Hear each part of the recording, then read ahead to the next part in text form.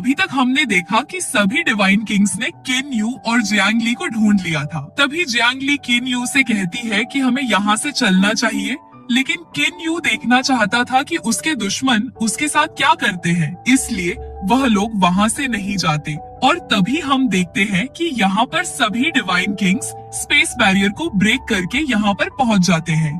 उन्हें देखकर अब ये दोनों बिल्कुल भी नहीं डरते, क्योंकि अब जियांग ली डिवाइन किंग बनने के बाद और भी ज्यादा पावरफुल हो चुकी है और कॉन्फिडेंटली उनके साथ लड़ाई करने के लिए तैयार हो जाती है। तभी हम देखते हैं कि झाओ शियान के पिता किन यू से कहते हैं कि किन यू, वैसे तो तुम बहुत समझदार और योग्य हो, लेकिन अब इस चीज का कोई फायदा नहीं, क्योंकि आज तुम यहाँ पर मरने वाले हो। अगर तुमने समझदारी दिखाते हुए पहले ही हमसे पंगा नहीं लिया होता तो आज यह दिन नहीं देखना पड़ता। यहाँ पर किन यू जियांग ली से कहता है कि तुम्हें जैसे ही मौका मिले यहाँ से निकल जाना, मैं इन्हें संभाल लूंगा। इसके साथ ही हम देखते हैं कि यहाँ पर एक बहुत ही इंटेंस माहौल क्रिएट हो जाता है। यहाँ पर एक डिवाइन किंग कहने लगती है कि मुझे बहुत अफसोस हो रहा है कि अभी अभी बनी डिवाइन किंग ऐसे बुरी तरह मरने वाली है। एक और आदमी कहने लगता है कि तुमने हम डिवाइन गॉड्स के साथ पंगा लेकर अपनी मौत को दावत दी है। यह कहते साथ ही हम देखते हैं कि सभी डिवाइन गॉड्स अपने स्पिरिचुअल ट्रेजर को बाहर निकालकर उसी 8 एलिमेंट वाले फॉर्मेशन को क्रिएट करना शुरू कर देते हैं। और यहाँ पर हम देखते हैं कि जियांग ली के फादर भी यहाँ पर एक फॉर्मेशन बनाकर इस जगह को पूरी तरह से ब्लॉक कर देते हैं, ताकि कोई भी यहाँ से बाहर न जा सके। जिसके साथ ही हम देखते हैं कि सभी गॉड्स अपने अपने सबसे पावरफुल ट्रेजर को बाहर निकाल लेते हैं, जिसे देखकर किन यू कहने लगता है कि मैं तुम लोगों के इन छोटे मोटे ट्रेजर से बिल्कुल भी डरने वाला नहीं हूँ। और क्या तुम्हें लगता है कि तुम सब मिलकर भी मुझे खत्म कर सकते हो? देखो, ये सब तुम्हारा सिर्फ एक सपना ही है। ये बातें सुनकर सभी गॉड्स को गुस्सा आ जाता है। तभी हम देखते हैं कि झाओ शियान के पिता कहने लगते हैं कि यह कोई सामान्य ट्रेजर नहीं है, बल्कि ये first class hornbill spiritual treasure है, जिन्हें सिर्फ मेरी फैमिली के लोग ही कंट्रोल कर सकते हैं, और आज तक उनके वार से कोई नहीं बचा। इसके बाद हम देखते हैं कि किन यू उन 3 तलवारों के बारे में सोचता है जो उसे मास्टर ने दी थी। इसके साथ ही हम देखते हैं कि झाओ शियान के पिता अपने इस first class hornbill spiritual treasure की मदद से किन यू पर एक बहुत ही जोरदार हमला करते हैं। और यहाँ पर हम देखते हैं कि किन यू भी अपने हाथ को आगे करते हुए उसे रोकने की कोशिश करता है, लेकिन ये हमला इतना पावरफुल होता है कि वह किन यू को पीछे धकेल देता है। किन यू कहता है कि यह तो मेरी सोच से कुछ ज्यादा ही स्ट्रांग था। इसके बाद किन यू कहता है कि लगता है कि मुझे अब अपनी स्ट्रेंथ को एक बार आजमाना चाहिए। तभी हम देखते हैं कि यहाँ पर झाओ शियान के पिता ने किन यू पर अपने ड्रैगन ट्रेजर की मदद से एक और जोरदार हमला किया, जिसे कि किन यू के क्लोन ने बहुत ही आसानी से रोक लिया। यह देखकर झाओ शियान के पिता और सभी गॉड्स भी हैरान होते हैं कि यह लड़का इतना ताकतवर कैसे हो गया कि उसका क्लोन भी इतना ताकतवर है कि उसने इस खतरनाक अटैक को इतनी आसानी से डोज कर दिया। इसके बाद किन यू सभी को ललकारते हुए कहता है कि अगर हिम्मत है तो आज मुझे यहाँ पर खत्म करके दिखाओ।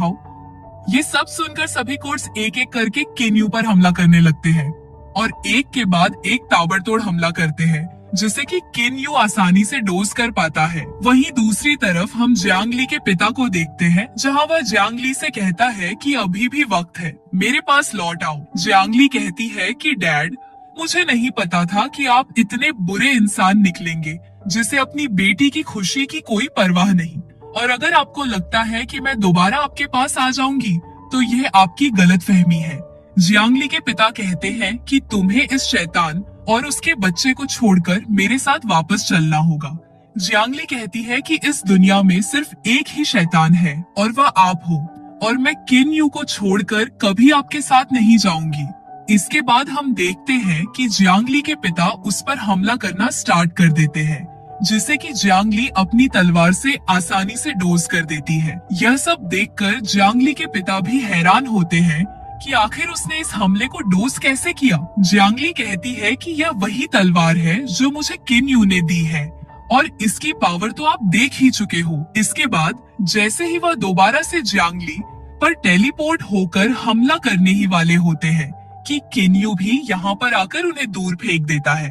और यहाँ पर इन दोनों के बीच में भी बहुत ही जबरदस्त फाइट शुरू हो जाती है, जिसमें कि किन यू जियांग ली के पिता के हर वॉर को डॉज करके उन्हें पीछे धकेल देता है। इसके बाद हम देखते हैं कि बाकी सभी गॉड्स भी यहाँ पर आ जाते हैं और एक बार फिर सभी अपने अपने ट्रेजर को बाहर निकालकर उस 8 एलिमेंट वाली फॉर्मेशन को बनाना शुरू कर देते हैं और इस बार यह पहले से भी ज्यादा पावरफुल होती है, जो कि किन यू को खत्म करने के लिए काफी है। तभी यहाँ पर हम देखते हैं कि किन यू को बचाने के लिए यू फेंक आ जाता है और आते ही कहने लगता है कि इस बार 6 गॉड्स की इक्वल फोर्स तुम्हें मारने के लिए काफी है, तो अगर तुम अपनी जान बचाना चाहते हो तो जल्दी से यहाँ से भाग जाओ, तब तक मैं इसे होल्ड करता हूँ। इसके बाद हम देखते हैं कि इतनी ज्यादा पावर यूज करने की वजह से यू फेंग की हालत अब नाजुक हो जाती है। इसके बाद वह किन यू को कहते हैं कि सभी होली एम्प्रेस का एक साथ हमला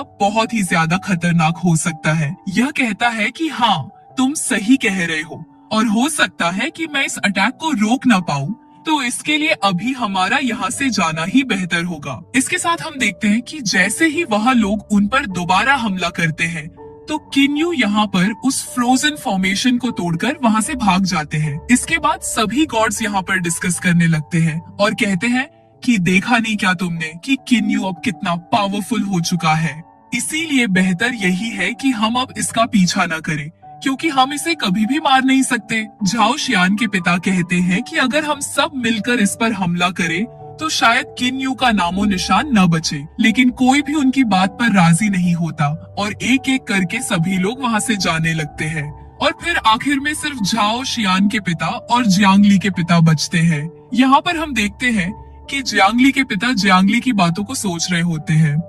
ये सब देखकर झाओ शियान के पिता कहते हैं कि अब तो हमें किन यू को सबक सिखाना ही होगा, क्योंकि उसने हमारी लिफिया सिटी को बहुत बार बेइज्जत किया है और इसीलिए अब हमें इससे बदला लेना ही पड़ेगा। क्या तुम इसमें मेरे साथ हो या नहीं?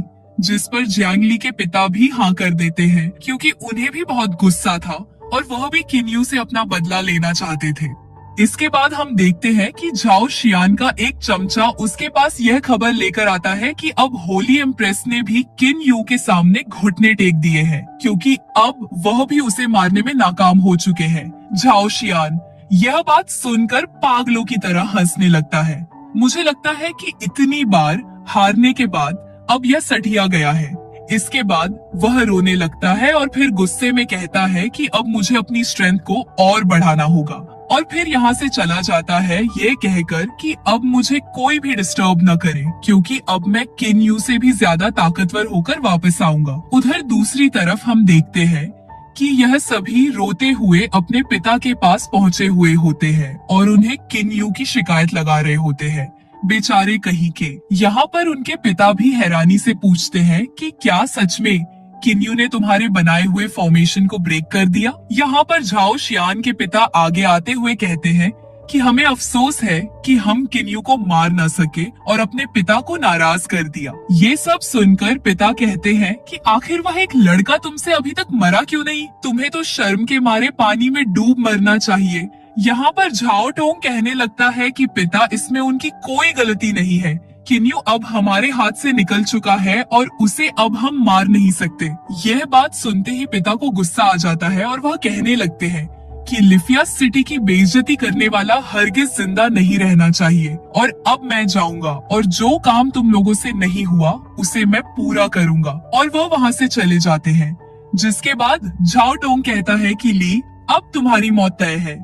उधर दूसरी तरफ हम देखते हैं कि यूफेक मास्टर जी के सामने किन यू की तारीफों के पुल बांध रहा होता है कि यह लड़का वास्तव में काबिले तारीफ है। मास्टर जी कहते हैं कि अभी तो तुमने उसके पावर के नमूने देखे ही कहाँ हैं।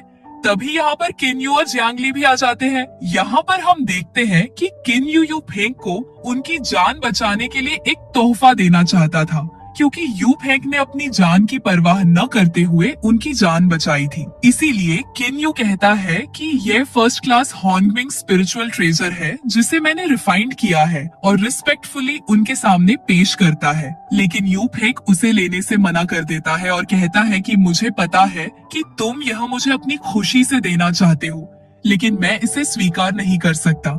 क्योंकि इसे तुमने बहुत मुश्किल से रिफाइन किया है और वैसे भी मुझे इसकी जरूरत नहीं है, बल्कि आगे जाकर तुम्हें इसकी जरूरत पड़ने वाली है। इसके बाद वह यहाँ पर कहने लगते हैं कि क्या तुम्हें उस हिडन डिवाइन गॉड का पता है जिसका नाम जाओ क्यूलिन है। यहाँ पर जियांग ली कहती है कि कहीं आप मेरी आंट झाओ क्यूमिन की सिस्टर झाओ क्यूलिन के बारे में तो बात नहीं कर रहे। इसके बाद सीन शिफ्ट होता है और हम उन दोनों बहनों को देखते हैं जिनमें से एक गॉड ऑफ लाइफ होती है जबकि दूसरी गॉड ऑफ डेथ होती है। इसके बाद यहाँ पर यू फेंग कहने लगता है कि तुम्हें जाकर इसे किसी तरह हमारी साइड पर करना होगा, क्योंकि अब डिवाइन किंग्स कुछ बहुत ही बड़ा करने वाले हैं। मैंने सुना है कि वह आइसलैंड के नीचे रहती है, इसीलिए अब तुम्हें वहाँ पर जाकर इसे हमारी तरफ करना होगा ताकि वह डिवाइन किंग्स के मुकाबले में हमारा साथ दे। इसके बाद ये दोनों भी वहाँ जाने के लिए तैयार हो जाते हैं और यहीं पर हमारा ये एपिसोड एंड हो जाता है।